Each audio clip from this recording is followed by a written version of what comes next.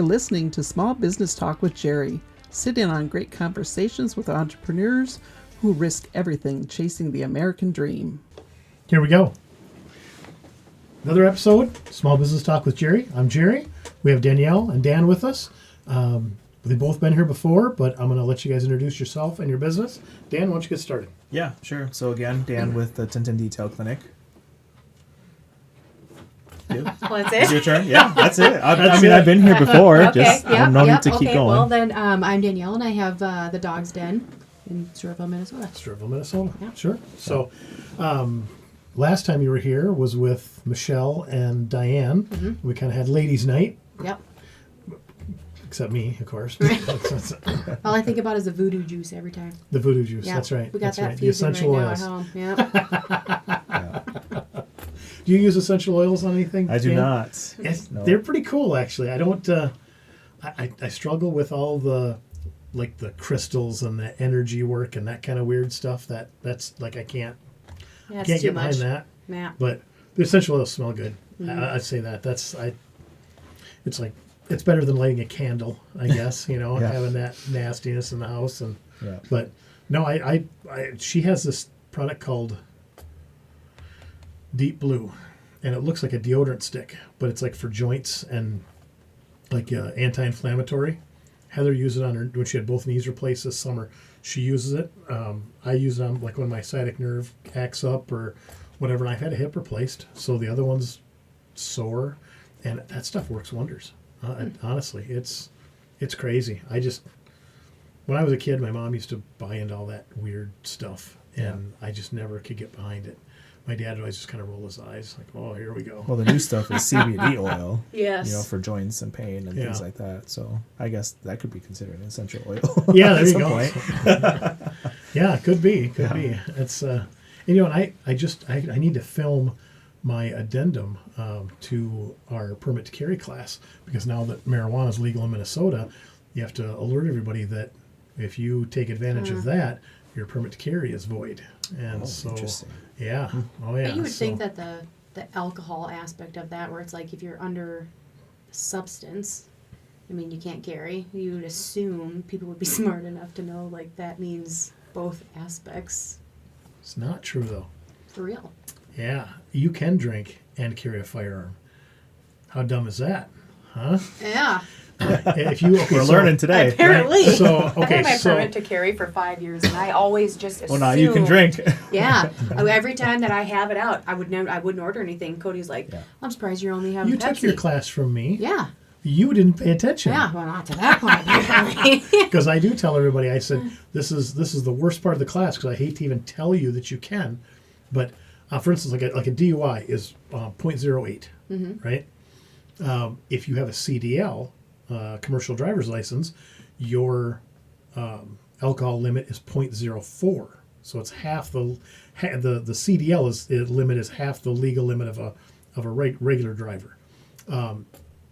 Carrying a firearm, it's the same thing. It's half. It's 0.04. It has nothing to do with operating a vehicle, but if you're going to carry your firearm, you have to test at 0.0. You have to test below 0.04. That's your limit. So yeah, ridiculous. I mean, just don't. If you're going to carry a firearm, don't drink. It's pretty simple. I can't. But that is that's the legal end of it. You can now if you get if you start doing the medicinal marijuana, even where the medicinal was legal prior to recreational, same thing. You get your marijuana card when it was medicinal only. You void your permit to carry. So yeah, so I've got to do a filming for that, kind of an addendum to our class. So it should only be 3 or 4 minutes. So it won't add a lot to the class, but yeah, that's got to get done here. So yeah, it's worried about that. Always something. Yeah. Yeah, not worried about it. No. Yeah, always something. But by the way, where's the drinks? Speaking of, I'm carrying. I brought my cup half empty, just in case. Half empty. Well, there is a pause button here, so we can take a But I have pause in a some bit. crappy beer in the car. I forgot to Yeah. take What I brought Graham. That's not a great sales pitch, No. Danielle. It's not. not. We're going to need to work on your marketing. That's for sure. Yeah, definitely. That is 100% true. Well, I think we discussed a little bit beforehand.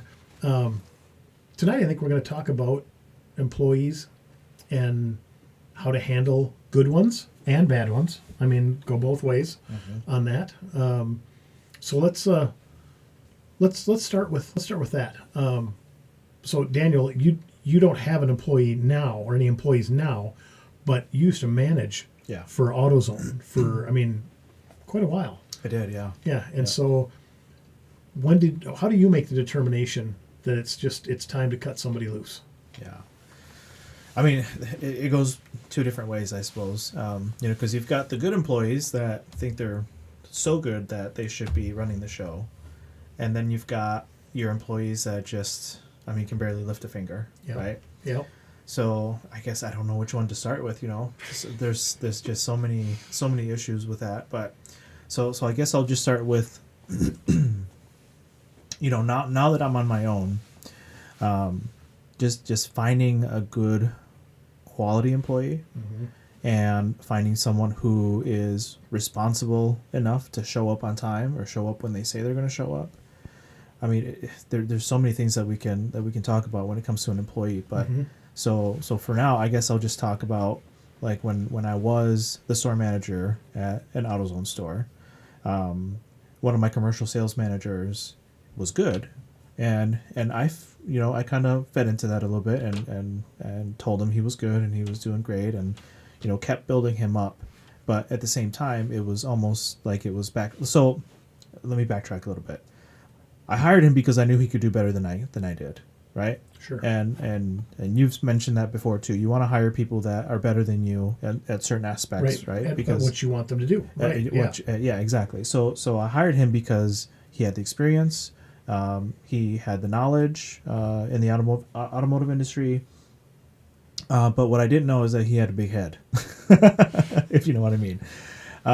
So at first it was fine, but soon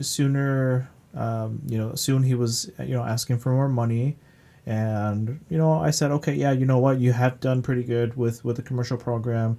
You definitely deserve a raise, so we'll make sure that you get what you're asking for the next time. And then pretty soon it's turned into like, I'm doing this with the commercial program, I'm doing that with the commercial program. I need more money. And at some point you just got to learn to say, no, I'm sorry, but right. now you're asking for more money than the job itself is worth. Right. That doesn't make any business sense at that point. In order for you to make that kind of money, this is the number that we're asking for, and we just can't do that at our size right now. So it's going to have to be a no. And he ended up going to a competitor. And he ended up being a store manager, and I think that's where he's been for a while. So, eventually he found a position with another company that was able to pay him what he wanted. Right. So that's one end. I mean, the other end is... Well, that's a big thing, though, that employees don't understand. Mm-hmm. They look at how well they do, and obviously you want your pay to compensate that properly. Yeah. But at the end of the day, too, you have a job to do, and that job getting done has value. It only has so much value. Right. That's the other thing too. It's like when you're doing, if you're a store manager and that store does X amount, you can only take a certain percentage of that, and it just doesn't matter if you can double the size of that store. Do you double the size of the store manager's pay? That's really not how it works. I mean that job still only. I mean, sales is a little different. Because in sales, you can put a compensatory amount towards sales. The more you sell, the more you make. Yeah. And in one of the companies, I've talked with a couple people on sales, and it's like, you have the opportunity here. This is it's going to be a commission sales gig. If you can sell and we can keep up with you in production, and you're smart about this, you can make more than I do. I mean, I own the company, and you can out-earn me if you really hump it, and you're good at this, and you're honest with people. I mean, don't put me in a bad spot. But but right. I mean, that's really something with sales now. But for the most part, a job, you've got a pay range, and there's a reason it has a pay range. Now, if you're awesome, well, we can put you to the top of that. But that job's only worth X amount. Yeah. That's the high end. Yeah. And a lot of people, I just need this, I need this, I need this, and especially early in your career, when you start at the bottom level of that and you do well, you're going to get larger raises. After you've been doing it for a while and now you're competing against yourself, you're probably not beating your numbers like you did in the beginning. And of course, now you're getting to the top of that pay scale. When you get to the top of that pay scale, those raises aren't going to be, when you're down here and you're impressive, we're going to give you big jumps. When you're up here and you're just coasting, you don't get those big bumps anymore. And Right. Then at that point, it's just inflation. Right. You know? Right. That's it. It's cost of just- living. yeah. We just need to Just keep up. adjustments for inflation. Yeah, we got to make sure you can afford milk. I mean, that's it. What about you, Danielle? I mean, you've had a couple employees so far, right? God, well, if you count Cody as an employee, I mean, I'm going to. we've had one. Cody, I'm counting you. Yeah, well, he's still there, and he's still. I mean, he goes above and beyond. Yeah, but you a don't lot, fire a that lot when of you the times. divorce that Yeah, one. true. That's different. That's a whole other conversation. Yeah. But I mean, he's settled in his role really well. I mean, Yeah. every type of criticism that I have possibly given him, and it wasn't always nice about it. He take it with a grain of salt, and he's like, okay, it was never a fight to why do I have to do it like this? Sure. And which is fine. I like those questions. I want Right. to educate you on why we do what the vets tell us to do, Right. versus, okay, well, I'm just going to do it this way because it's easier. So, I'm going to pause you for a minute on that. Tell us what the dog den does. I mean, because people are listening to what you're saying on what vets tell us. They're like, they have no sure. idea. So tell us the services you offer. yeah. So we do offer boarding, daycare, grooming, and training. Okay. Supplies, more geared towards. Can I buy the, shirts the there? board? You can, and hats, Wait. stickers. Who makes those shirts for you? Design HQ does, obviously. Okay. Got it. Shameless plug. Sorry, folks.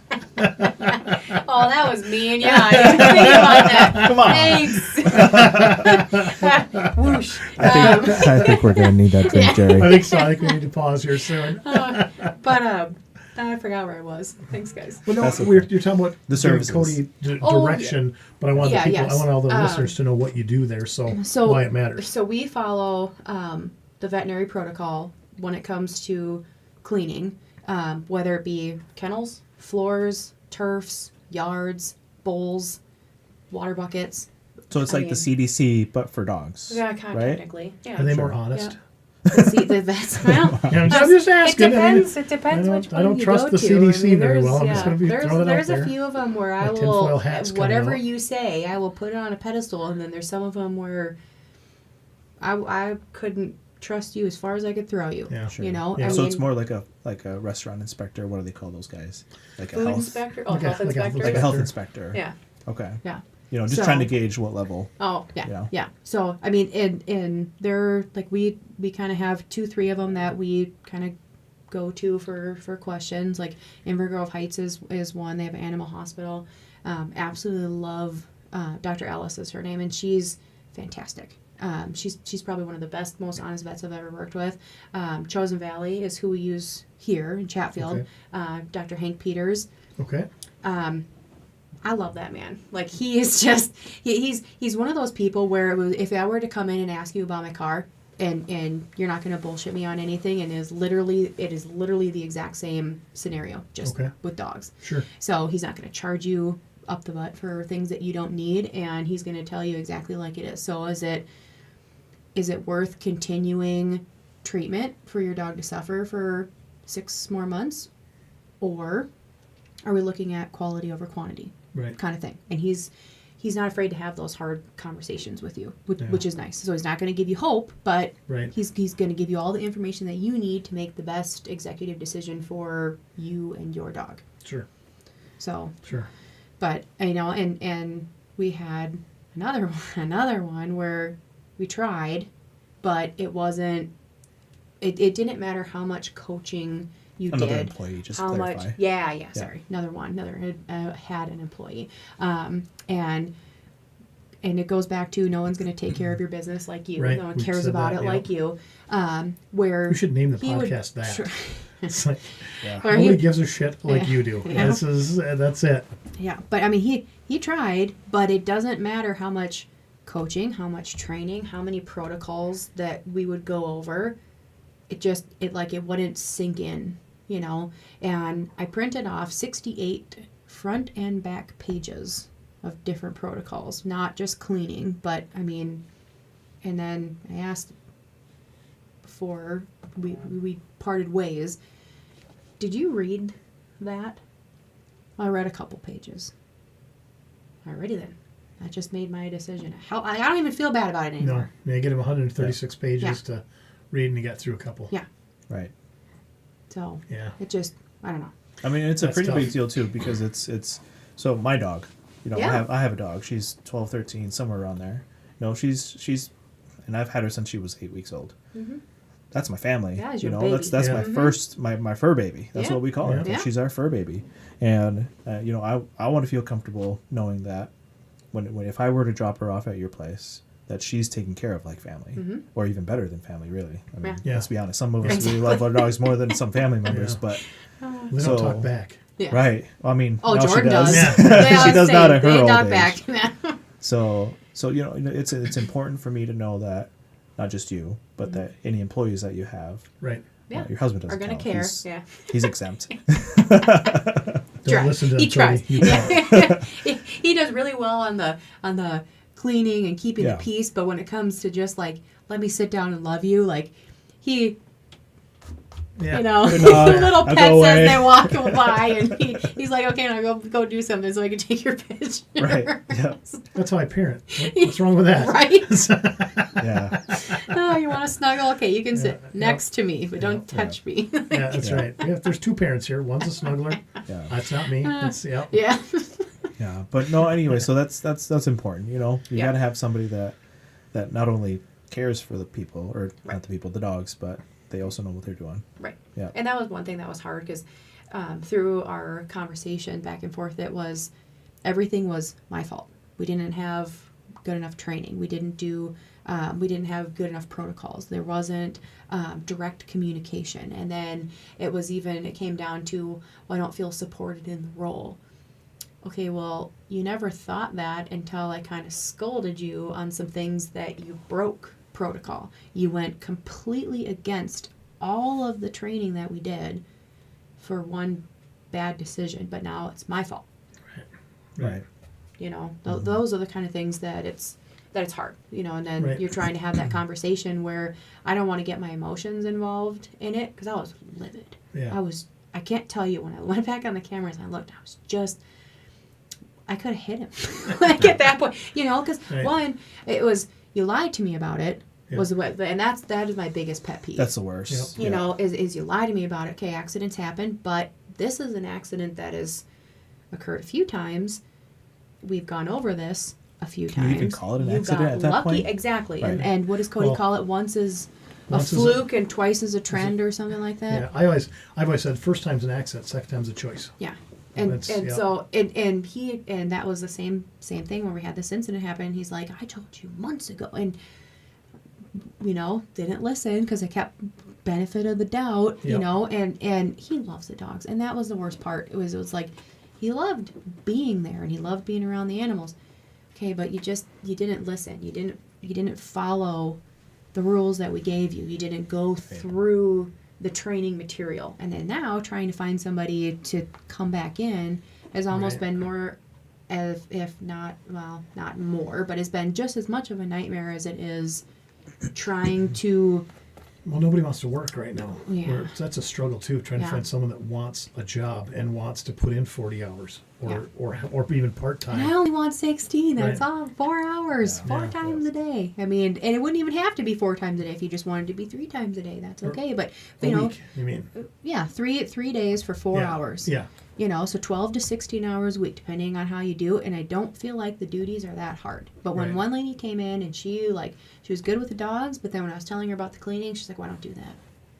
That's part of your job Okay, description. cool. Well, thanks for nothing. Like, you know, you can't say it like that. But, Right. I mean, it's like, I feel like I just wasted an hour out of my day. I could have been doing anything else Right. besides sitting here and talking to you and showing you everything just for you to be like, oh, well, I don't do it. I don't do any of this. Yeah, and I think that's Okay. something that's a good point to make too. Is that I don't think some people, when you're on the other side, on the employee side of the fence, you don't realize how much time as a business owner Right. we take Yeah. to start looking for people, putting it out there, interviewing, and then if we do onboard them, then there's the paperwork, Yep.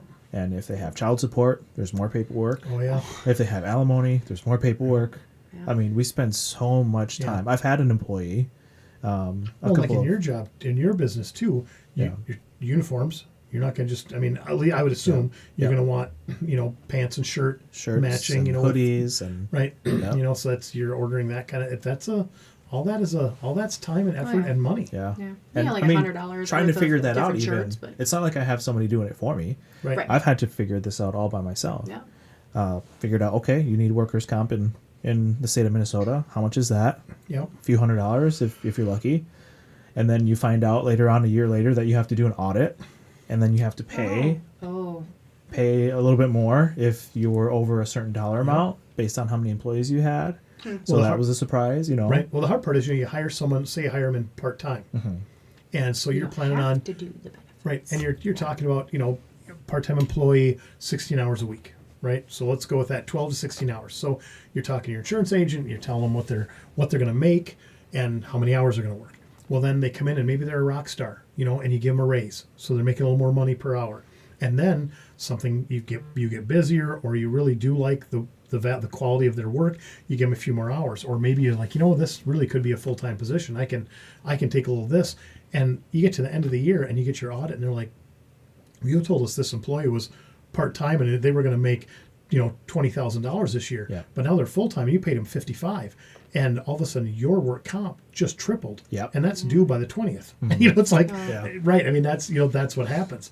And so you do have to watch that, because that's when you're giving someone a raise, when you're bumping hours, doing things like that, you don't think to go back and call your insurance and say, hey, can I pay more insurance? Because Yeah. because I'm giving them more hours, and work comp because that's directly related to the pay. Yeah.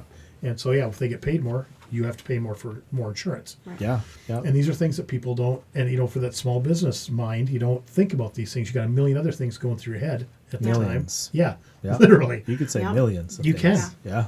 Yeah. And I don't care how seasoned you are, how experienced you are, something's going to happen tomorrow that you just didn't see coming. Yep. I mean, you just didn't see coming. And it's happened. Yeah. Yeah. Yeah. But and I don't know if you know the exact dollar amount, but if you're paying someone $15 an hour, let's say, what's it cost? Like $20 an hour, actually. Once you're Well, done yeah, when you paying look at- taxes and insurance and other employee expenses. Well, so I tried to explain this to my kids. I was like, of course, I'm like, say you make $10 an hour, and this was obviously a while ago because we used $10 an hour. Yeah. But I said, so you get That's $10 still more an than hour. minimum wage Yeah, right, right. today. It was like, so you're making $10 an hour, and I said you work 40 hours. So when you get your paycheck, you're thinking, I got a $400 paycheck coming. You don't, right? You get a $328 paycheck is what you get. And it's like, and then you're mad because you're like, especially as a kid, I remember that first paycheck. Boy, that's a slap in the face. Yep. It is. You see all that. But then I go, you want the slap in the face? Look at your employer. I said, I'm writing you a $400 check, or I'm paying you $400, but I'm writing you a $328 check. I'm still putting $400 towards that check. Plus, at the end of the month, I have to match your taxes. So all of a sudden, I'm paying more like closer to $500 so that you can get $328. And then we can both sit over a beer and bitch about where that money gets spent when Congress makes terrible decisions or our local government makes terrible decisions. And this is, I said, it's a stick that just keeps hitting you over and over and over. Yeah. So that was something we were just talking about that actually the other day at work, because we're bringing in a new employee on Monday, and and it's scary because you don't know who you're hiring. I mean, Right.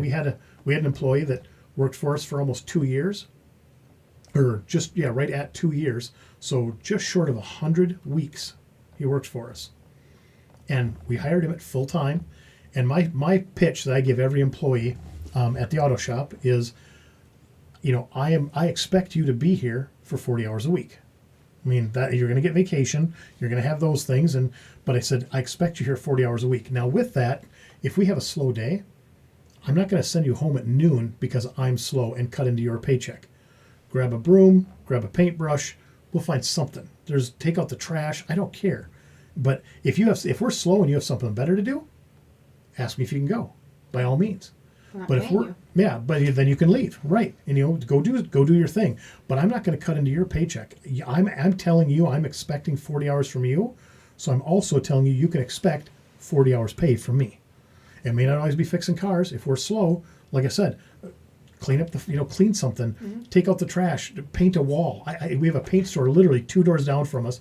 We have an account there. It's like if there's something you're like, yeah, I'll go do that. Perfect, do it. Maintenance on equipment. Right. It just doesn't matter. There's always something. Right. There's always something. Take care of things.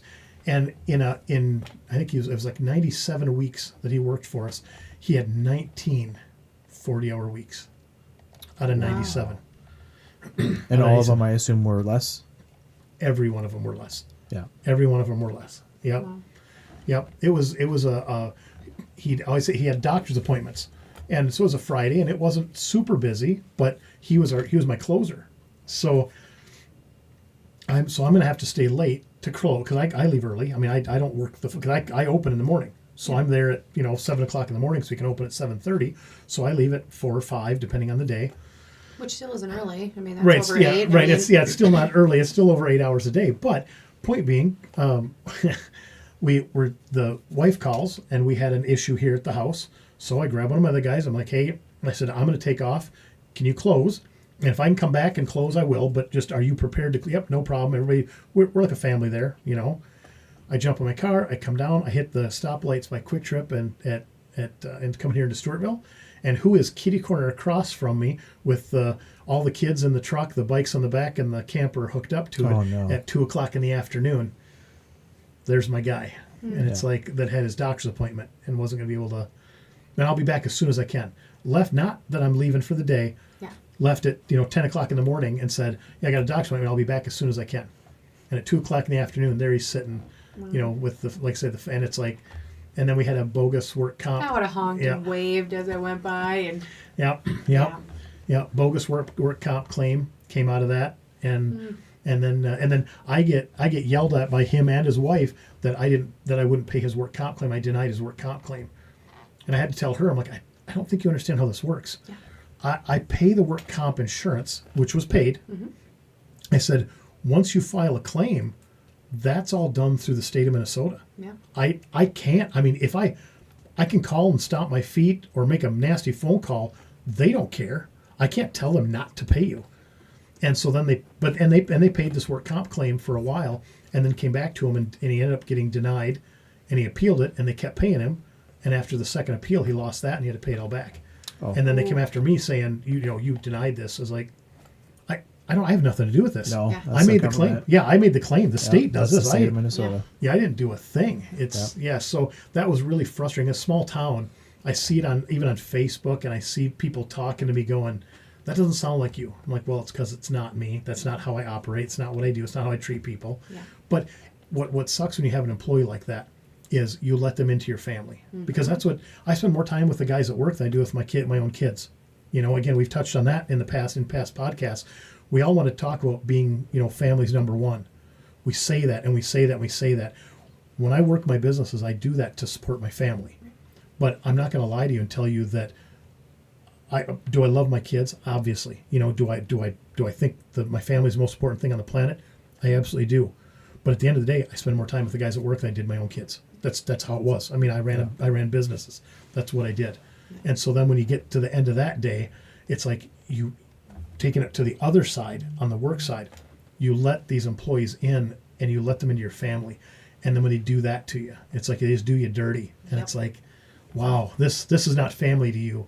This is just, a means to an end. And and in some businesses, that's how it is. An employee is an employee. They're just a tool. Right. Okay, I don't look at it that way. And it's hard to have that conversation as a guy, honestly, to look at another guy and go, I want you to matter. I want you to be part of my family. I want to bring you in. This isn't just a job. You're not just a tool for me to get something done. You matter. And I want you to, you don't matter to me yet. I don't know you, but I want you to matter, Yeah. And it's like, and the only way that works, it's got to go both ways. Right. And that's kind of a sappy conversation to have between two guys. It's not the manly side of things, but at the end of the day, it's like, do you want to take care of your family like I take care of mine? Let me help you, do that. and with that, I want to let you in.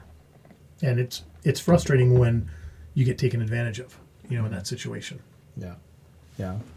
I think I definitely want to treat my future employees like you treat your employees, right? Just they're like family, and I've tried, but it's tough, right? It's such a fine line between wanting to treat them like family and actually treating them like family. It's two different things. Well, there's expectation there. Yeah, yep. And when it's not reciprocated, all of a sudden it goes from, wanting to do the best for them to not really caring if they show up tomorrow or not. Right. And that's a hard thing to distinguish, between, you don't want to turn into that evil boss either, Right. Yeah. That's a big push. Yeah. Yeah. I think that was my biggest issue was when, you have my house codes, you can get into my home, being home-based business. Right. I have free access to the pantry. You need a drink? Cool. There's pop and Gatorade, water, whatever out of the fridge. It was literally, it just came in and out. And your kids are home. Yep. Right. And that was another hard thing because it was they would call him uncle, and he was constantly bringing him stuff. And I'm like, stop buying him shit. They have enough for everything. Stop bringing him candy. Damn, he's got 2 cavities. What are we doing? And so it was okay, we'd bring him in. I was constantly helping with everything. When it came time to cleaning, we're trying to help rotate, make sure everybody's put away. Hey, you want to go have lunch? And I'd buy his lunch. It just, all those piddly little things that I thought mattered. Yeah. In the end, it's oh, this place is offering me more money. I'm just going to go over here then. Yeah, I'm going to go over here for an extra $1 an hour. Okay. It's Yep. really, that's Yeah. all this meant to you. Yeah. Yep. Right. Yep. Yeah. No, I can get tell that. you too, with the window tinting and detailing, I've got, I've had someone help me right from the beginning almost. And I treated him fair and like family, and was always understanding when things come up. He's got 3 kids, and I got 3 kids, and I know what that's like. Yeah, that can be a circus. Yeah, it can be a circus. And the first year it was like having let's call it a honeymoon year, right? Sure, right. We were both working well. There was great communication, and I treated my employee the same way as you did with lunches and things like that. I would take him out to lunch especially when we did mobile jobs together. Sure. We were spending all day together, Literally. and having lunch together, and the business would pick up the tab because we're mobile. And then the next year started having a few issues with him deciding what time he was going to show up, and I had to have that conversation with him no, the expectation is X time, and it mattered for a few days, a few weeks maybe, but then it was back to the same thing, and try to have that same conversation with them again, and it was then the excuses start coming up, and My alarm didn't go off. yeah, I got that one quite a bit. or My alarm just didn't go off. or appointments and the baby mamas and the whatever name it. I didn't have any of that. It's been used for sure. Now to the point where that they thought they still had a job, even after they came to me and said, hey, listen, my family member has a job opening and I can make double, almost triple what I'm making here now. And I say, okay, well that's great for you, but Good luck. and I'm not going to stop you, Yeah. but you have to make a choice. Are you going to go work for them for the summer? And if that's the case, okay, I can understand that. You need the extra money because you've got all these legal fees because of whatever issues you've got going on. Sure. But don't expect your job to still be here when you come back, if you come back. Yeah. And I said to him, listen, I'll let you go. Go do your thing, make the money that you need to make, and get back to me once the season is over. But communicate with me and let me know, hey, I'm not working this day. Can I come help you, or do you need help with anything? Sure. Do you think he's ever called once? Yeah. 0. Nothing. Absolutely nothing. Crickets. Yep. Yeah. Still? So now, yeah, still. Wow. Yeah. Huh. So that's where I'm at with that individual. Well, employees are easily the most expensive thing in your business.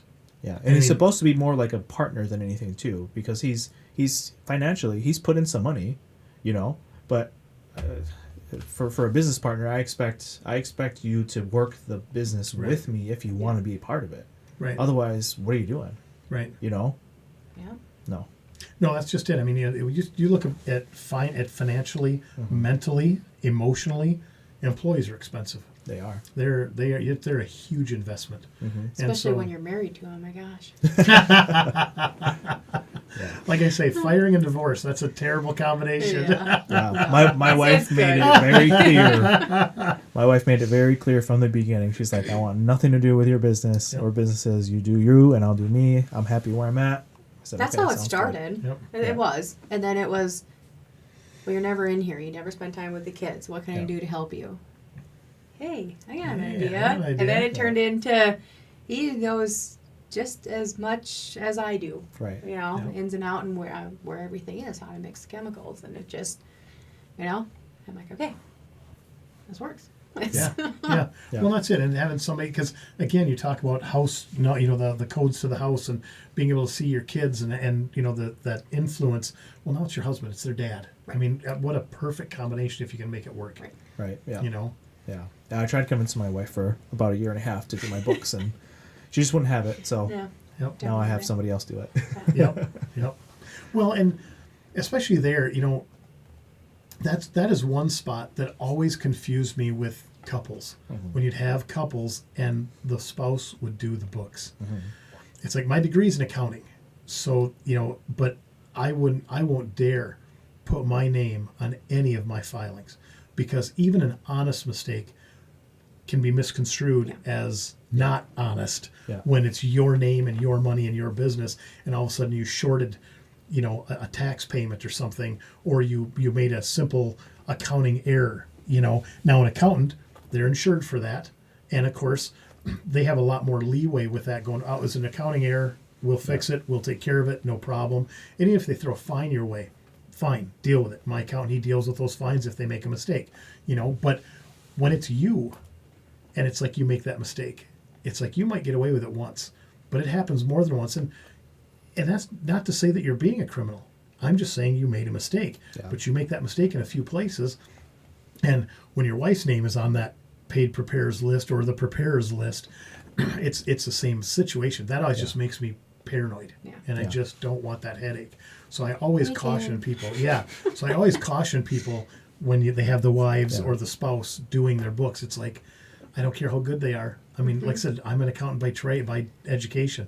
No, thank you. Yeah. I'm going to run the business. I pay an accountant to do my stuff, because when those mistakes happen, that's something you've got to let them deal with. And they don't look at it as a mistake. They look at, oh, hey, you're trying to cut a corner on X, Y, Right. and Z. Right. Yeah. Just right. so just curious, do you have a bookkeeper or accountant? Aiken.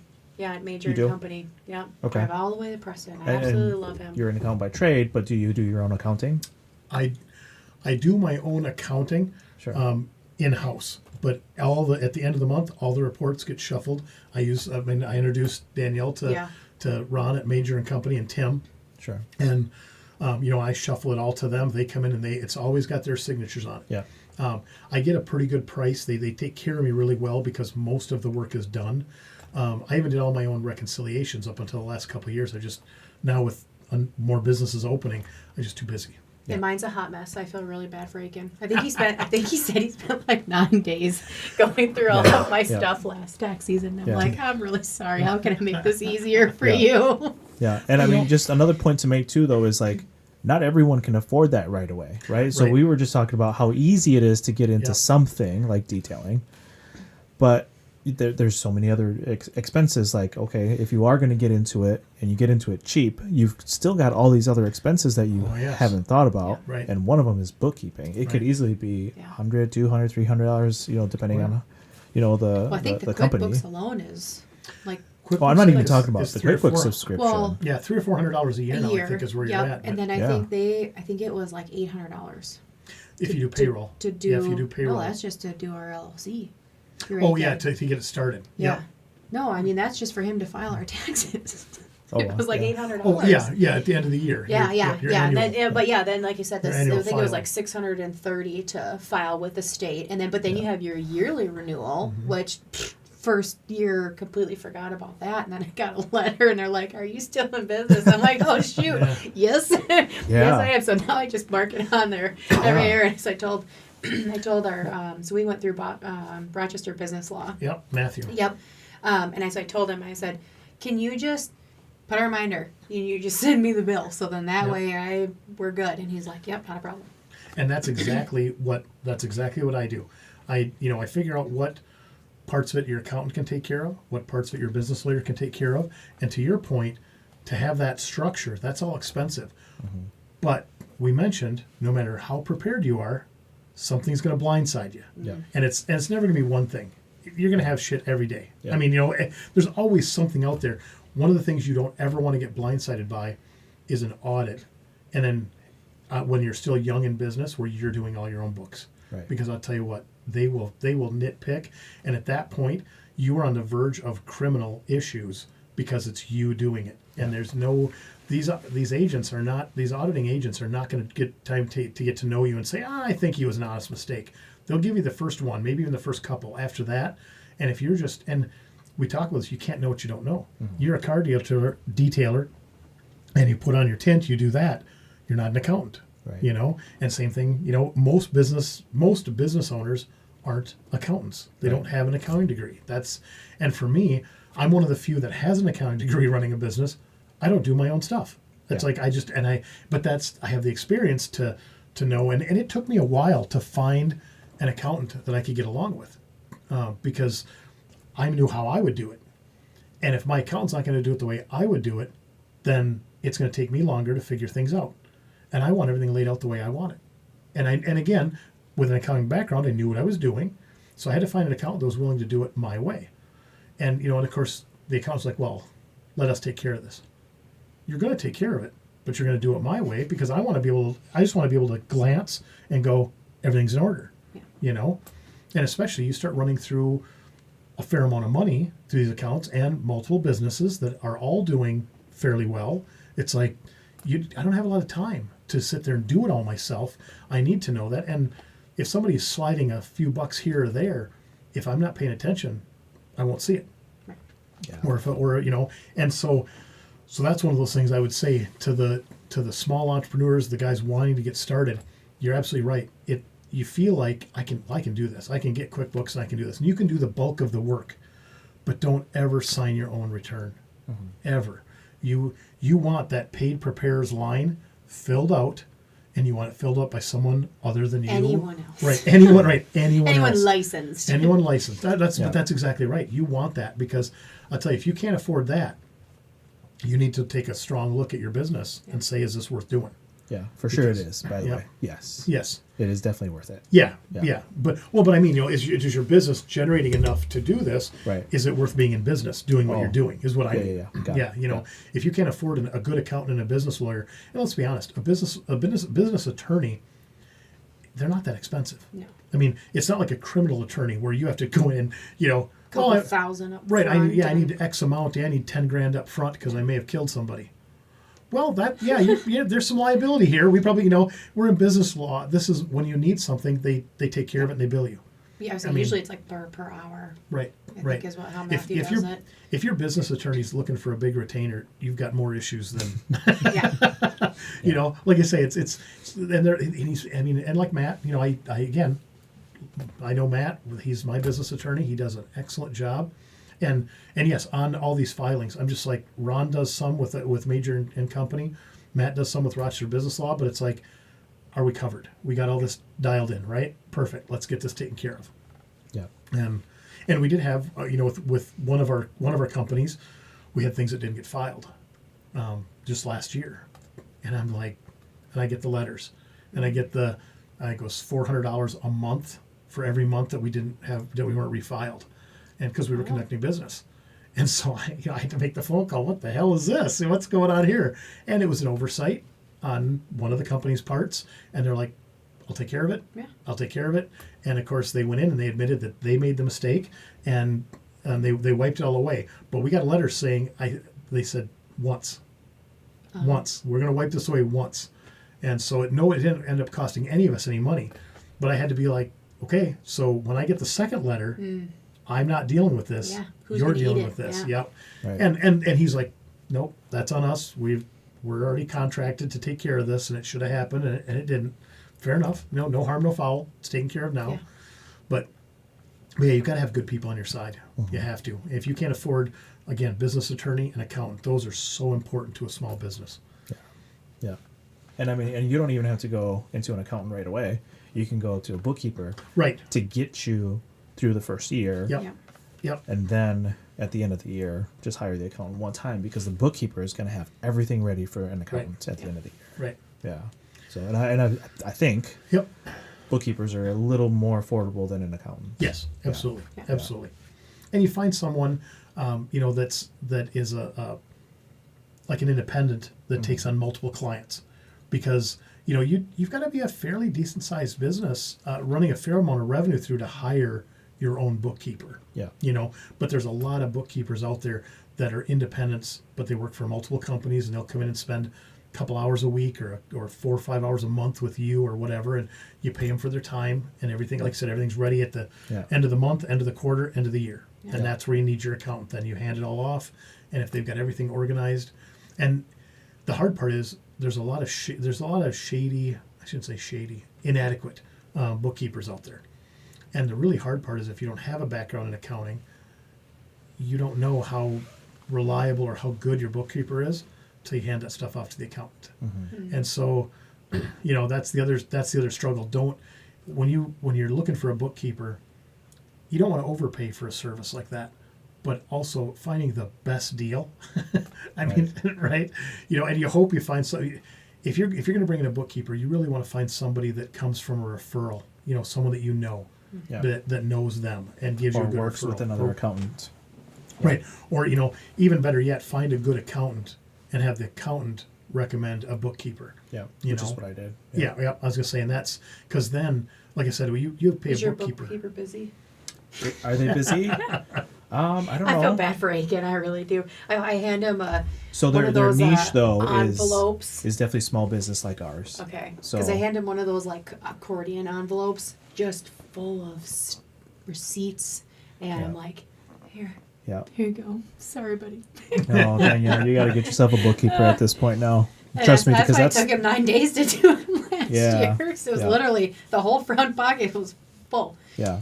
So, So I'll go talk a little bit about this here. So way back in the day, I used to be I wanted to be a franchisee for Snap-on Tools, right? oh Lord, Oh, I sorry. remember this. Yeah. I had no idea what I was doing. Cool. This was my first getting my feet wet into owning a small business or a business of my own, and I didn't have enough capital to be an outright franchisee. So they had a program called Gateway Franchisee, where they give you 2 years to Pay off all your to basically they give you a Snap-on truck, they give you Snap-on tools, and they give you a line of credit, and as long as your what's that called now, where you figure out how much money you spend per month.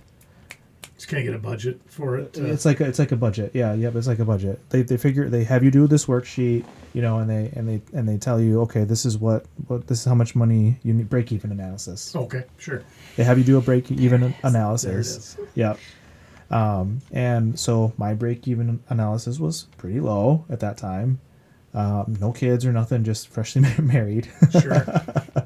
So it was low, and I had enough money saved up that I could carry the business a little bit, and the buy-in was $10,000, which is pretty low Sure. Oh, yeah. for to buy into a franchise. Or like 3 sockets and a ratchet. Yeah. Exactly. Exactly. three socket sets and a ratchet. Okay, all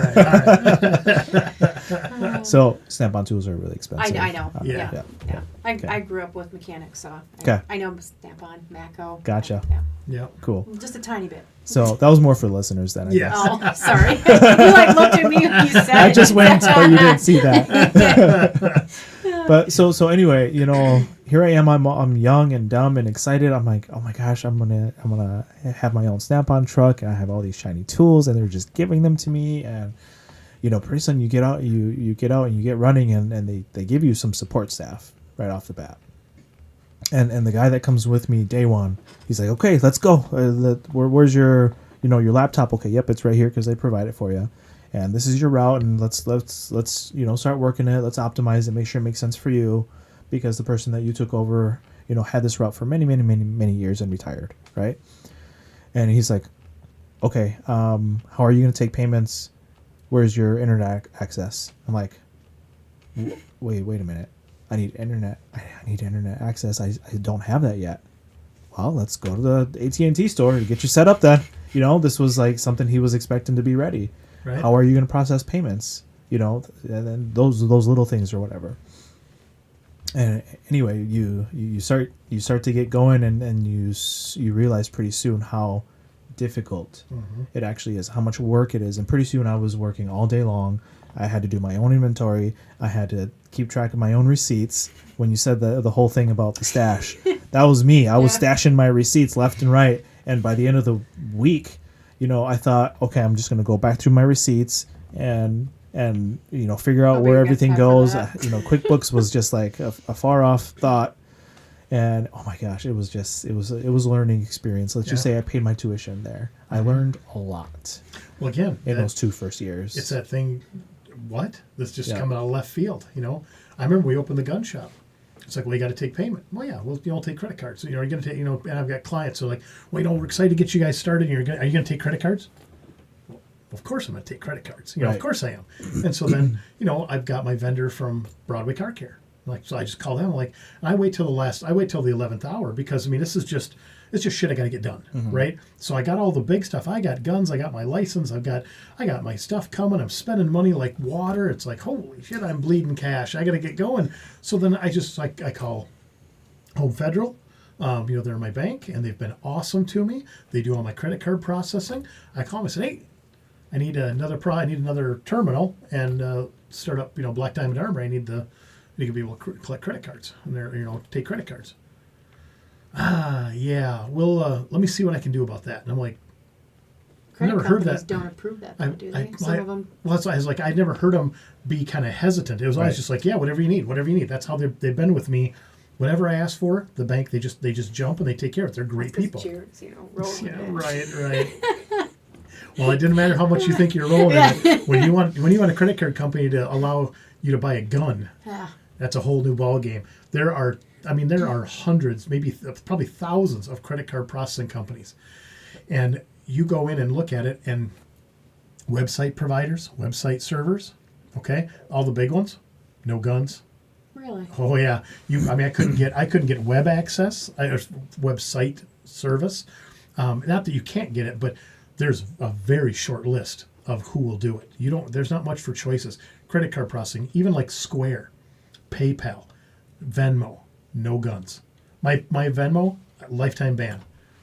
Lifetime ban. Yep, because people would Venmo, they'd want to buy something. I was running out of my house. A legitimate business with a federal firearms license, no shadiness, nothing going on, illegal or even remotely not kosher, and they'd pay me on Venmo. They'd walk in, like, you take Venmo? Sure I can. And they'd Venmo, and then the note, they'd be like, AR-15. It's like, all of a sudden they freeze my account. It's like, why are we freezing my account? Well, did you read our bylaws? Who reads those? Who reads that?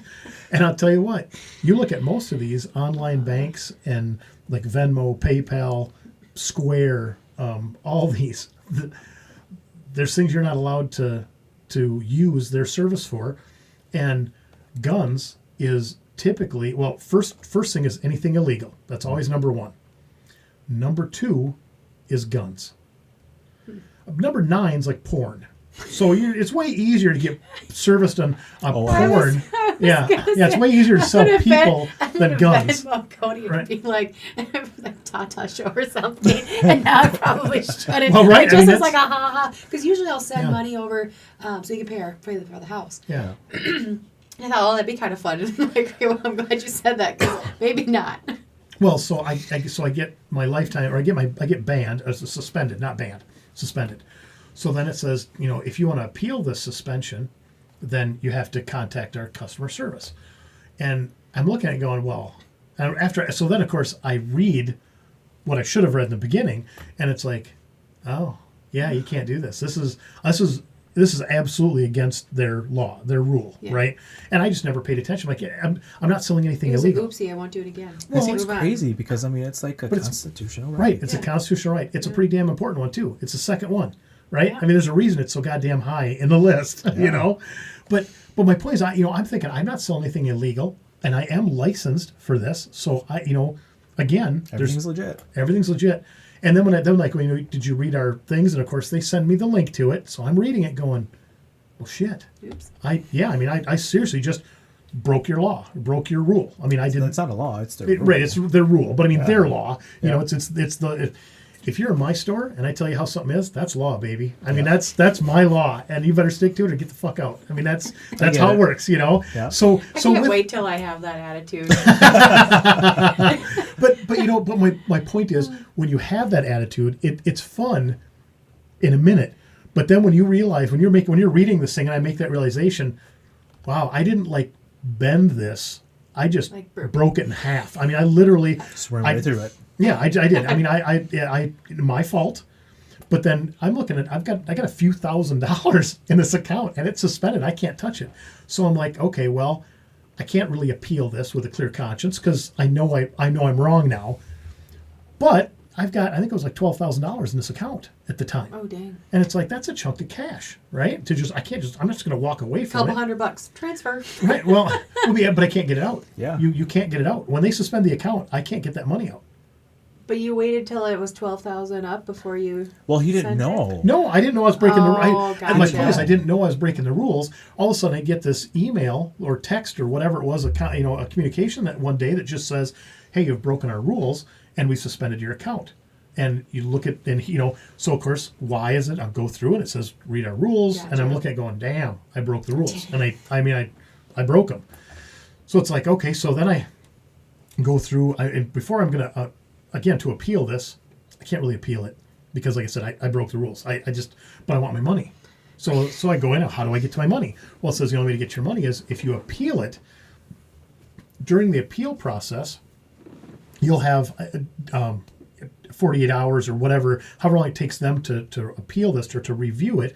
You'll have that to access your money one time, and if they reinstate you, and you do it again, you lose that money. PayPal, all those, they have the ability to just take that money. Oh yeah, No way. because you agree that you're not going to break the rule. Right. If you break the rules, you forfeit the account. The first time, so I'm like, okay, well if I appeal this, now it goes to a person. It's not just an algorithm.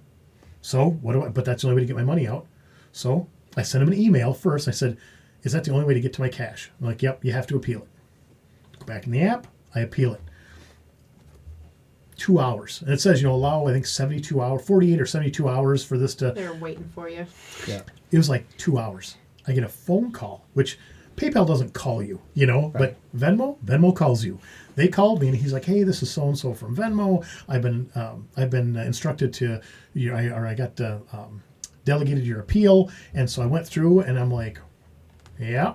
And he's like, "So were you aware?" I'm like, "Should have I am been. now." I am Yeah. now." And I told him, I said, and he goes, I didn't appeal this because I think I'm right, and you should go again. You should, change this. I appealed it because I have $12,000 in there, and I'd like it out. And he's like, "You have 48 hours." And that was it. I mean, he's just like, because of course now he goes back through and it's like, was this an isolated incident? No, there's $12,000 in this account. I'd already withdrawn probably close to 20 grand out of that account that I had used. So I mean, I probably ran just over $30,000 through that account. It's all guns. Yeah. And every single person that wrote it, they'd leave themselves a note. "Oh, this was my Glock 19. This was my AR-15. This was my 1,000 rounds of ammo. This to was prove my..." that I paid for it. This Right, is right. what it was for. Right. And I'd always tell people, it's like, you don't have to put these notes in here because have when all someone your sends me paperwork. $1,000, I usually know why you're sending me, Yeah. money. So was this on a business Venmo account or a personal Venmo account? Because now they have both. It was a personal. It was a Venmo personal. account. Okay. Yeah, personal Venmo Yeah. account. And now anything associated both. with, anything associated with my emails or my phone number, because it's an app. So the only way I'm going to get an account now is, I have like 9 email addresses because I have one for each business, and so I can change that. But then if I use the app on my phone, it kicks me out. They know that. They're obviously they're smarter than I am. So I don't know if I'd have to get a different phone number. I imagine. And I'm just and at the end of the day, I'm not going to try and skirt the system because I screwed the pooch. Right? I just didn't pay attention, and it was a mistake. And this is one of those things. I don't care how seasoned you are. These are the kinds of mistakes you're going to make, and you get blindsided. And it almost cost me $12,000. Right. And a matter of fact, I think there's $40 sitting in that account now because I've still people that like not gun related, but like friends. Oh. We play poker, and it's a $20 buy-in. And one of the kids that likes to play with us, it's like, hey Venmo, how's it going? Because he always walks in with $20. And he never leaves with that $20. He's always buying. I'm only buying in once tonight, you sons of bitches. And later on the night, say, who's got Venmo? I've got Venmo. And he'll Venmo me $20, and I throw $20 in the pot so he can buy back in. And that, but I have $40 there because it never dawned on me. It's like, well, shit. Yeah. My Venmo account. So what annoys me is I have a lifetime ban, but if you send money to my Venmo account, It'll take it. it'll still take it, and I can't get it out. And it's still sitting. I can look at it. I can open up the app still. And I can see it. And I've called them. I've emailed them. I should say not call them. I've emailed them saying, "Hey, there's $40 in this account. Can I get that?" And I just crickets. It's nothing. I'm like, if you're gonna lifetime ban me, how about you stop? Pull it. Yeah, don't just get Don't rid of the take account it. so people can't put money in it. Yeah. Yeah. So yeah, $40 I can live with. But yeah, when it was Yeah. $12,000, I was just like, this is my fault. This is gonna suck. I mean, Mm-hmm. I really thought there was a good chance I was not gonna get that money out because there's a website out that talks about exactly this: Venmo and PayPal and all the Cash App. Cash App's the only one, and this I haven't looked at it in a couple of years because I quit using all the online banking. We have Coreware does our credit card processing and our website, but they are strictly, like you said, they're a niche company. They strictly do firearms retailers. That's all they do, and we pay more in credit card fees across it. Now we've even gotten some of the banks that issue a credit card. So like if you have, and I'll just use, I don't know that this is one of them, but let's say you've got a Bank of America Visa card. You come into the gun shop, you'll get declined Probably. because we were listed as a firearms dealer, and so I got a call from Discover when I got that 762. Interesting. did you? Yeah. Yep. Yeah. Yep. So we've actually had to make the change, which that was a big deal. I bet it took 2 months to get our category changed, our retail category changed with our credit card processor out of firearms and into sporting goods. Oh. So I literally just went through some of our catalogs with our vendors and went, yep, I'll take a couple of those, and we added in inventory that has nothing to do with firearms. Yeah. And now we can be a sporting goods store. Yeah. Smart. So, Yeah. and because sporting goods stores sell firearms, They do. and now we don't have anybody getting declined, because I had customers just getting pissed because they're Yeah. like, this is a whatever, blah, blah, blah. This got a $20,000 limit, and I'm trying to spend $800 here. What the hell's going on? And they're blaming us. It's like, well, it is kind of our fault. We're a gun store, and Yeah. you are with a liberal bank. I can't help you. It's like, so. But yeah, these are the things. Where's all the where- lobbyists? They got to get that changed. Yeah. Well, they're out there, but they're not on our side. So do you eat the credit card fees and the processing fees, or do you pass them along? No, we eat them. We eat Okay, 'em. because we do too. And Yep. and Cody a couple times has been like, well, why are we paying this 3%? And it's like, It's the convenience of getting paid. Thank you. That's what It's I the said. convenience of getting I paid, said yeah. because they have it right here and they tap it and then they leave. Versus I can't tell you, like today alone, I had to chase down 3 people for payment. Yeah. One was for $12. So I mean, okay, 12 bucks. Like, come on. One of it was $360. Yeah. Okay. Well, Yep. after a while, it starts adding up.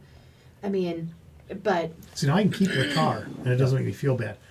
Heather does daycare. Can't keep their kid. exactly. You do daycare. Can't Yeah. keep their dog. Yeah. You can't refuse to give them their dog Right. back because they forgot their checkbook. Yep. So no, convenience of getting paid. That's really it. Yeah.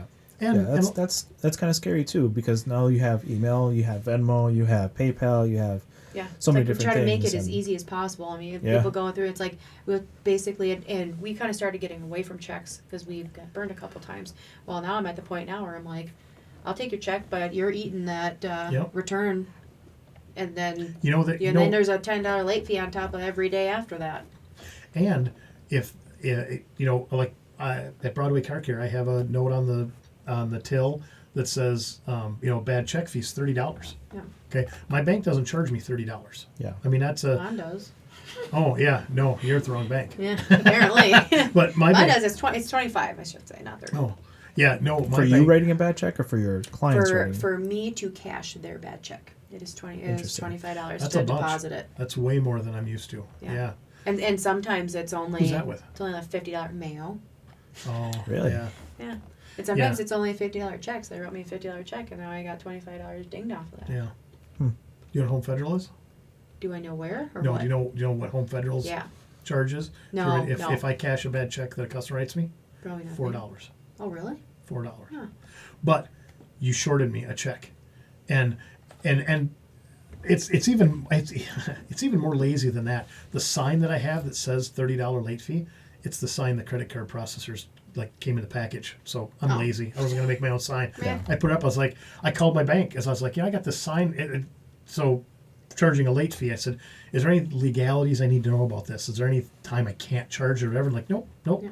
I'm like, okay. So I said my credit card thing which I got from them. I said it has a sign here that says $30 late or $30 fee for return checks. Does that cover it? I mean, I'm not going to have anything more. And he laughs, goes, yeah, it's going to cost you $4. Yeah.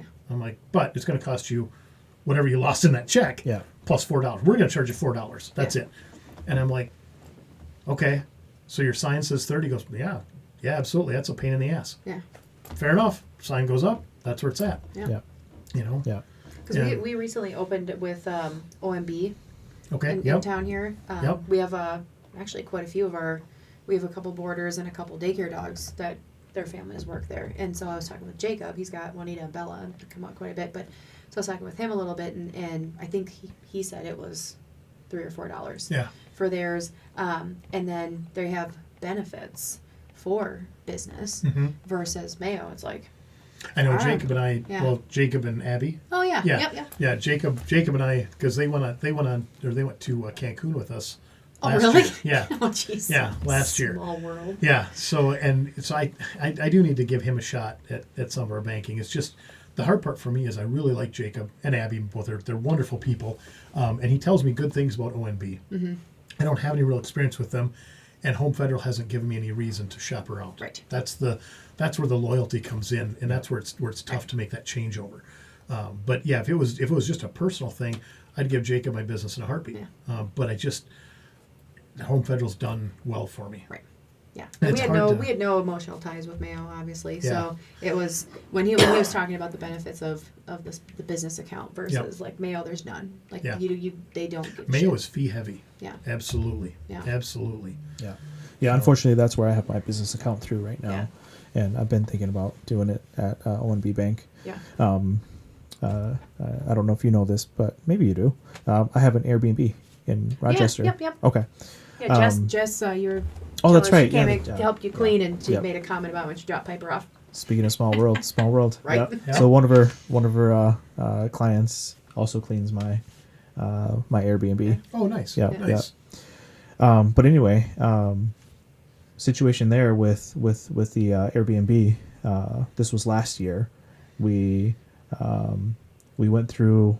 We were going to go through somebody else, a different bank, and something happened. There was some miscommunication or misunderstanding, and they messed it up, and we were almost at closing, like maybe 2 weeks out before closing, Gosh. right?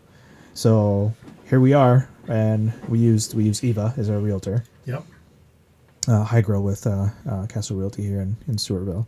But anyway, Oh, I she know her. yeah. Yeah. But Yeah, Maury's she daughter. Maury's she daughter. recommended. Yep. She's like, don't worry, I know plenty of lenders who can get it done in less than how many ever weeks that the other bank said that they needed.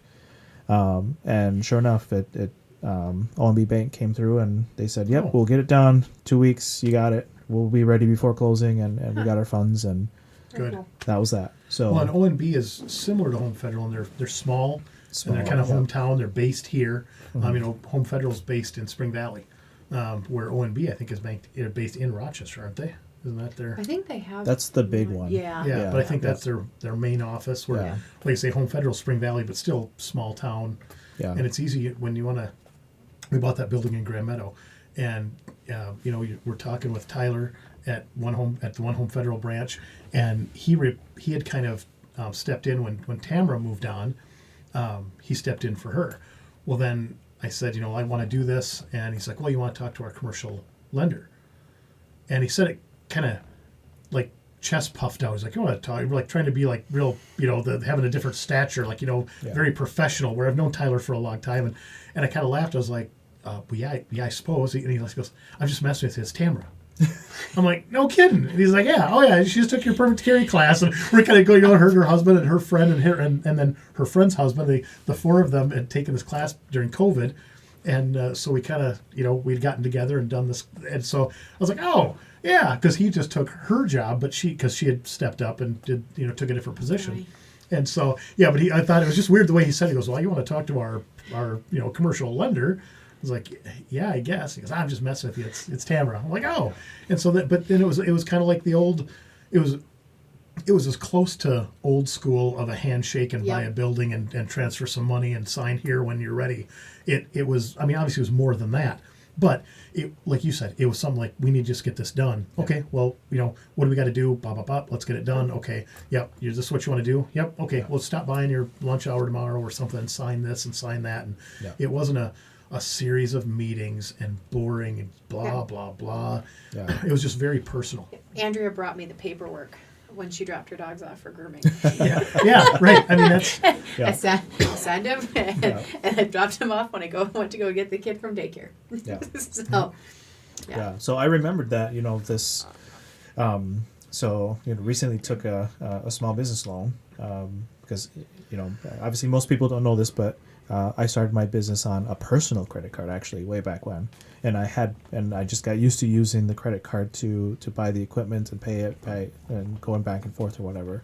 So I wanted to get out of the personal credit card and just there was enough funds finally in the bank that I could just carry there's a little bit of cash flow, Sure. Yep. There's a gap there sometimes when you're first starting out. So I finally have enough cash in the bank that I can manage that cash flow issue. Between people paying their invoices and being invoiced and making payments. Yep, and making payments or whatever. So, I want to take the next step. I wanted a business loan, and I remember that, ONB Bank stepped up. They took care of me, and I went right back to them and I said, hey, I'm looking for a business loan, and just like that, approved for X amount of dollars. I don't need that much. Can you do like half of that? Yeah, right. So I always ask for more, take less. Yeah, it was such an easy thing at that point. Just go right back to that person. And that that's another piece of advice we can give to the listeners that want to start a business. Yeah, when you start a business and use your personal credit card, and I'm going to pick on you a little bit. Please do. I mean, I've got a lot of growing pains and learning opportunities. Right. I mean, that we call that commingling. Mm-hmm. So if you're familiar with that term, you really got to be careful with a home-based business. Now, like, I mean, you just moved out of the house into a shop. You're still you'll always be at your house. You've got quite a nice facility. Shop. Right. Yeah, I mean, it's nice shop. I hate to call yours a home-based business because it's at your house, but I mean, it's a beautiful facility. They make a great detailing facility, too. Yeah, right. Yeah. Well, I mean, when I if it wasn't for all the dog hair. When I use the term home-based business, even for me, that the first thing that pops in my head is like, okay, we've taken a bedroom and the kid's bed is on that side and my desk is on this side. I'm just trying to find a space to work in, right? You can sleep in the laundry room. Right? Yeah. It's like well, on Tuesdays this is a laundry room. On Wednesday, Thursday, Friday it's my office, and but I mean you've got a beautiful facility there. But what happens is you're incorporated, right? You're incorporated. Okay. Why do we incorporate? We incorporate to get that corporate umbrella of protection. Separate entity. I do not. And why do you want it separate? Liability. Yes. Because you want to make sure that if someone sues the dog's den, they don't take Danielle's home. Right? Or Dan's home. I mean, but what you do when you use a personal credit card or a personal checking account to pay a bill or buy equipment for your business, you commingle funds. Yeah. So now what happens is when you get sued, if you get sued and that lawyer starts digging into your finances and says, well, okay, I'm incorporated. The Dog's Den is incorporated. You can't sue me. You can sue the Dog's Den, and you're only entitled to what's in the Dog Den's account or the assets the Dog Den owns. Nothing. Right. Until that lawyer looks at your financials and says, well, when Daniel bought these last $1,000 worth of window tint, you bought it on a personal credit card, a Daniel Rosa's account, not a Tint and Detail Clinic credit card. So if Dan can buy things for the business, Dan can pay the debt of the business, which we're going to sue your ass for right now. And what else does Dan own? You own a home, you own a car, you've got a cool Nova, you've got, right? I mean, and all of a sudden, and that's but people don't know that. No one tells you this up front, that don't use your personal credit card, don't use a personal check or a check out of a personal account. Don't do that. Because it's commingling funds, and any good attorney will see that. And not to say that 100% you're going to be screwed, but your lawyer's going to have to fight that. And every word your lawyer says costs you money, So how far back does that go to? Like from the start? Because I was in the same boat. Well, so I mean, to clarify, all the cleaners and everything is coming out of personal accounts for a long time. Yeah. Yep. So to clarify, before I incorporated, I was using a personal credit card to buy the stuff that I needed to get started, right? And then when I did the LLC, I purposely used a credit card that I hadn't used since I was in college. I've just been stuck in a drawer somewhere, and I said, oh, you know what? I've got that credit card that I never used for personal stuff. I'll use that for my business to keep going until I can. I mean, what's it take? 2 years for a business to qualify for credit cards and loans and things before like that. Before a bank will recognize you as a reliable client. Yeah. So that's the way I had to do it. So to try to fight that a little bit, if you will, I just used a credit card that I wasn't using for personal stuff. But see, now the easy way around this too, though, is your accountant, because when you're starting a business, the business doesn't have any money, right? So you have to buy things. What the way you want to do this is have your account set up for the business. You transfer money from you personally to the business, and that's the way we do it now. Yep. And of course, now the question is, well, if I can transfer the money from my personal to that, isn't that commingling? No, because you're investing in the business, but that's up to your accountant. Yep. If you never claim that investment, then yes, that's commingling funds. Yeah. And I'm not a lawyer. I'm not trying to play, Perry It's Mason all about here. coding it correctly in QuickBooks. Correct. Yeah. I mean, it's at that point you just need to show that yes, that I took money out of my personal account and I invested in my business. That's how the business gets its initial funds. It has to get it from somewhere. Right. And so no different if you called me and said, hey Jerry, will you invest with me? I want to build a new building. I could use $50,000.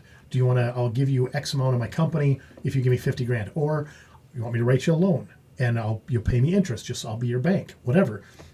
But if I decide that I'm going to take a portion of your company, I still have to give you money. And now, I mean, I do have an LLC for business, so I could do that without doing it personally, but most people don't unless you are an investor, then they're gonna have to give you personal funds. And again, that's not commingling as long as I call my accountant and go, hey, I just gave Danielle $50,000 and she's gonna write me in for 5% of the company or whatever. And so I invested $50,000. Well, now that money is not commingled. It's now an investment in the business. But that's where people make that mistake all the time. Because they'll take, that's a perfect example. I'm glad you said that. When you take that credit card that had nothing on it, it's like, this is how I'm going to get this started. But at the end of the day, even if you haven't used it in years, it's still in Dan's name. Yeah. It's still a personal account. So if you don't tell your accountant, hey, I spent this much, and throughout the year you can do that, but it's a dangerous game, because if you forget, again, a good lawyer, you forget one purchase that you wrote off on the business at the end of the year, but you didn't write in the investment. That's all it takes. Yeah. And that just opens you up for that all the money you spent to incorporate was just out the window. It means nothing. So you really have to be careful. I don't know how far back that goes. But the key is, anytime you had done that, it's a matter, you can amend. And this is a question for Matt, and ask him this. I mean, I would tell you to ask him this and just say, what you've done, and go, how far back does this matter? Should I be now calling Ron or Tim or Aiken, I guess is your guy, call Aiken and go, okay, well, 3 years ago or 8 years ago, whatever the case is, I put this money, can we write that in? Can we fix that? That's the key, because commingling, it happens all the time because you have to put money in the company. Yeah. But you have to do it right. You just have to make sure that it's recorded as an investment to the business. Yeah. Then it's not commingling. But if you're like say if you're buying shampoos and chemicals and what Alicia's, whatever that you're selling, products, shirts, Yeah. and you just start writing me checks out of your personal account, and then you sell it and it goes into the Dogs Down, the business account, that's commingling because you can't keep track of all those little things. That's so difficult. Now that you mentioned that, I will say that when I hired my bookkeeper, I said, can you just, what would it take to just go back and check from day one, to make sure that everything is coded right up to this point. And she gave me a figure. I said, yes, let's do it. So that could be another benefit too. Thankfully, at that point, I'd only been in business for about 2 years. So she was able to go back there in QuickBooks from day one and make sure that everything lined up and everything was coded correctly, and do that for me for a fee, of course. Right. But Right. to me, it was worth it. Well, now, Yeah. your time's Cheaper worth than an something. audit. Yeah. I mean, it's it cheaper was than a bad audit. totally worth it to me. Yeah. Well, it's like my Venmo story. And you got to look at that going, I broke the rules. Yeah. I mean, yes. Oh, you're gonna hang me out to dry because you say I did this. Then you look back going, well, shit, I did do that. Not on purpose. Right, not on purpose. But now that it's like, don't put your head in the sand. Yeah. Fix it. Yeah. This is one of those things. Again, small business. You're sitting here also. You're like, well, shit, I've been doing that for years. I had no idea I was doing it wrong. Right. Well, that's Yeah. So. You get to a point sometimes. It's not illegal. It's It's not illegal. It just wipes out the protection that corporation gave you. Yeah. So now you might as well just be a sole proprietor and just winging a prayer and hope you never get sued. Hope you never make a mistake. Yeah. Well, we're going to make mistakes. Guaranteed. Or Yeah. we're going to have employees that make mistakes. yeah, for sure. That's another issue. Yep. And that's all on us. Well, guys, we are an hour. I keep saying this every episode. We are an hour and 21 minutes into my 45-minute episode. But I don't know. I had a blast. You guys are awesome information tonight. I think a lot of good things. I don't think we talked about the family aspect a whole lot, but honestly, I Yeah, feel like the we were gonna do financial that. part was good because I learned something too. So Yeah. because I did the It sounds like we're gonna have to connect and Yeah. share bookkeeping information. Yeah. Yeah, absolutely. And that's one thing. I do like your angle. We were going to talk tonight about family and business. But yeah, I think I'm going to look for some small business owners that work with family. I mean, that have experience in that. Because, I really don't, for the most part. My kids weren't interested in my businesses at all, except one. I mean, Michael, I tell you, what an awesome kid. What an awesome kid. And I mean, he's going to do real well It's like in a life. jack of all trades. He is very good. He is very smart kid. He's graphic design by degree, and just I mean, boy, I tell you what, he's a student. When you ask him a question, if he doesn't have an answer, he won't bullshit you. Yeah. But I guarantee you, by tomorrow afternoon, he'll know. He'll get you an answer in 5 minutes. He'll find it. But by tomorrow afternoon, I'm not gonna say he'll be an expert on the subject, but he'll know more than I do. I mean, there's times at the gun shop I have to defer to him. He didn't know. I mean, he'd never fired a gun really hardly till 2 years ago. Really? Yeah, and you wouldn't know it now, would Nope, no, I would not. you? You go in and talk to him now, and it's Yeah. like the kid's a fountain of knowledge. I Yeah. mean, he really is. And the best thing that can happen to him is when somebody asks him a question he can't answer, because he will dig and he will find and he'll get the answer, and he doesn't give up, and he'll go in and he'll learn more about that subject, or he'll text me going, "Did you know about this?" And once in a while I get to go, "Of course I knew about that." But usually I have to And go, then you do that anyway, and you're like, yeah, of course. And sometimes I just say that, and then I go look it up. But no, he's awesome. He won't bullshit you, and he's such a great kid, and he's so smart. I'm so lucky to have him. My other kids are smart too. They just don't want anything to do with the business. It's just they're not interested, and that's not a bad thing. It's just, but I would like to. We talk exit strategy quite often, or I do, and that's something. We're going to have a guest on. I think Taylor's going to do this. Him and his dad own a business, or dad, and it's coming to him at some point in Rochester. And it's Taylor. Well, we'll wait and see if he comes Okay. on. So Okay. I'm just trying to be a little careful on Okay. that. See if he comes on. I think I know who you're talking about. But I mean, they run a big business. Yeah. I mean, they've got a massive Amazon share, I guess, or whatever, or showing, and they sell stuff all over the world, not just in the U.S. I mean, they're a big distributor, and but now this is going to go from father to son, and I think there's even more. I think there might be more kids involved. I don't know the family very well. I know dad and son, but they're interested in coming on and maybe get both of them. You want to talk about that, handing down the business, how you make that transition. And then also, I'm going to have to find out, this is if he has siblings. If Taylor has siblings, that factors in too, because like in this case, if I have businesses that are going to go to Michael and the other kids don't have any interest in it, do you cut them in? Yeah. I mean, on an inheritance, That was going to be my question. Yeah, because I don't know. I mean, if you are, I mean, and not that I want to cut my kids out. It's not that I don't love my kids, but it's like if you don't have any interest in it, Right. and You're not going to care about it then. right, and if none of them had interest in it, it would be equal. If all of them had interest in it, it would be equal. When one does and the other ones don't, it's like I don't want to penalize him because he's busting his ass to make things work and make my businesses better. Right. More than just one of them. I mean, he helps me across the board. He's smart, and like I say, he really helps. So, do I want to make sure that he has to pay off the other ones that want nothing to do with it? I don't know. I mean, I need some insight. You know, I'm the guy. Yeah, I'm you the take the car, you could take the house. Well, I mean, here's you the don't businesses. you don't give them. You know, if it was me in that situation, I wouldn't give my kids any share of the businesses if they had and didn't want anything to do with it.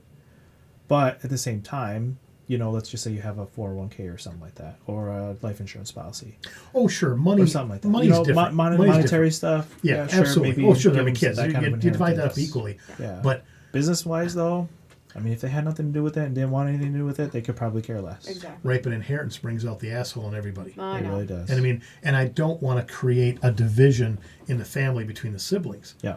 But I don't want to penalize Michael because the other one, because the other ones had no interest. Right. So it's like you give him the business. The business, I mean, it doesn't matter how big your 401k is. It doesn't matter how much your life insurance policy was. I mean, I have good businesses. If Michael takes those over, he's going to make out like a bandit Yeah. compared to the rest. But that's because he's putting the work in. Right. Exactly. And that's what I'm saying. He's putting the work in. I can't penalize him Right. because the other ones didn't want any interest. Right. You know? And any money that's coming after that. Right.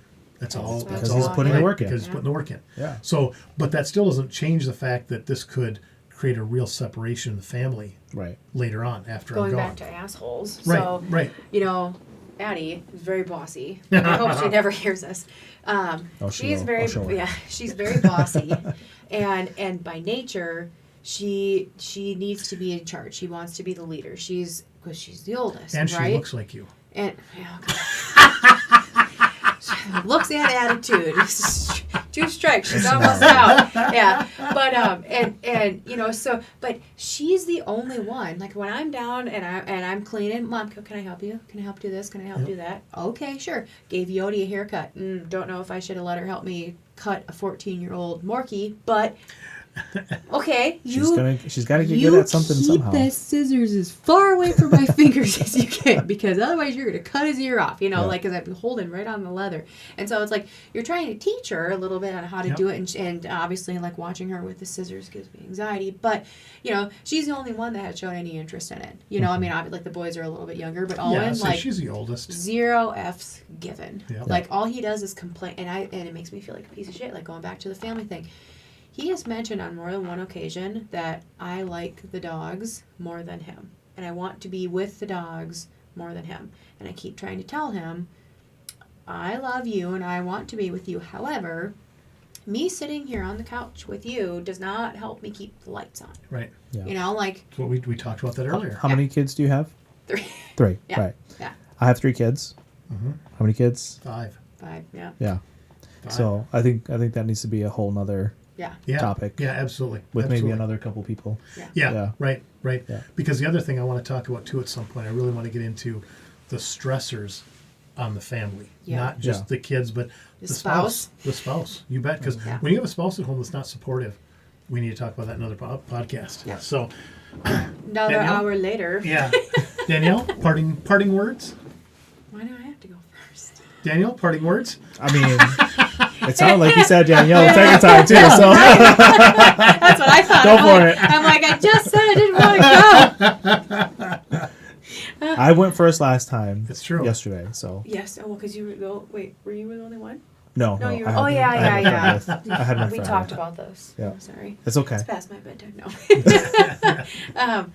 I don't know about any parting words or advice. I think it's more just every time I feel like we learn something new, and Yeah. I mean, it's helpful because then, I mean, you connect with other people who have strengths beyond yours, and so you kind of pick your brain a little bit, and like I said, every time that we talk, it's like, oh, I didn't know that, like it's like you pick something else in there that I'm like, all right, I gotta look into that, and Jerry, you've done the same thing where it's just, I mean, you've probably been one of like my biggest advocates, and I was telling Dad, I'm like, not to sound bad or anything, but I'm like, I'm glad that I have him in my pocket, like like I meant like you're in my corner, and so like if I ever need anything, like I know like I don't think I've ever sent you a message or called you and you've not within a day, called me back or sent me a message or something where it's like, this might be really stupid sounding, to you because you're like, really, you didn't know that, but like when but you never make me feel bad about it, and so I feel like when you go in and you talk with people who are more experienced and more seasoned than you, I think it like I said, it makes a world of difference. So well, I'll tell you, the reason I have good advice because I fucked a lot of stuff up.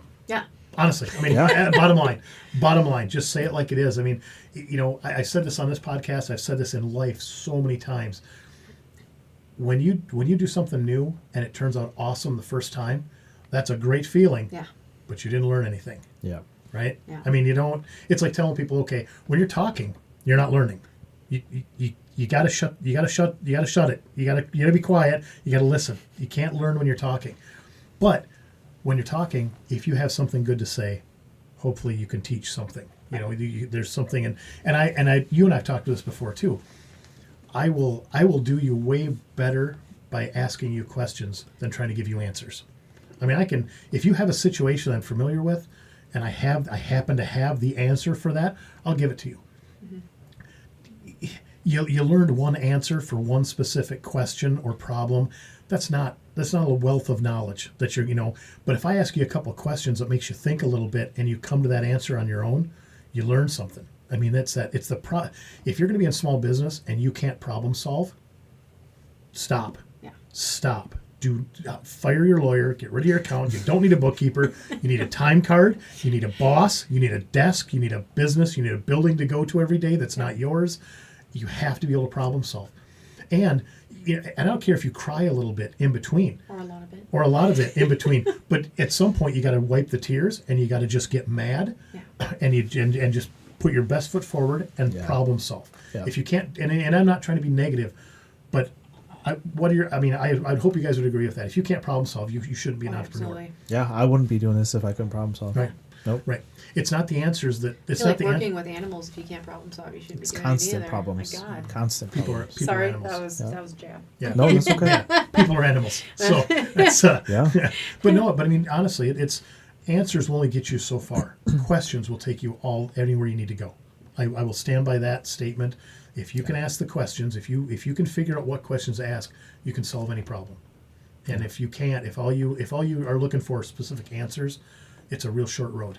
So, Daniel, any last words? Find yourself a Jerry. Yes. Yeah. We're gonna edit that Nailed out. No, don't edit that There out. is no editing. Remember? Find You didn't say Michelle yourself. couldn't edit out her crying, so This is true. I mean, This is true. Sorry, Yeah, Michelle. and what I mean by that is find yourself a good mentor, someone that's had all the experiences that maybe has messed some shit up before. I've messed up some stuff with the trial with the franchise and just growing pains when starting the window tinting and detailing, and growing pains with the Airbnb, and just so much. So it's always a constant learning opportunity. And problem solving, and I think what helped me when I got started is you just telling me, don't put your name on that, have somebody else's name on that. You've said that to me before. And I went to Matthew and he did my LLC, and just so many different little pieces here and there that I've taken to heart. And just because you have someone else do it doesn't mean it will be done right. I mean, you got to understand that too. They're going to make mistakes too. Excuse me. And at the end of the day, it's going to cost you something. Whether it's time, it's money, it's frustration, it's gray hair, whatever. But have their name on it, because it doesn't. Because there's a big thing. There's a big difference. They're going to suffer with you. Right. They're going to suffer with you, and hopefully they know more about that sliver of your business than you do. Right. And they'll make less mistakes than you will. Mm-hmm. But that's the side of it. You just, and if anything ever has that ability to become criminal, it's not on you. Right. Because even like I said, it's not that you're a criminal, I'm a criminal. You make a mistake and it's in your favor. That can be construed as criminal in a hurry when you're dealing with an IRS auditor. That's, or state sales tax, anything like that. A simple mistake can be, well, you did that on purpose to save yourself X amount. It's like, no, I'm just dumb. Okay, just work with me here.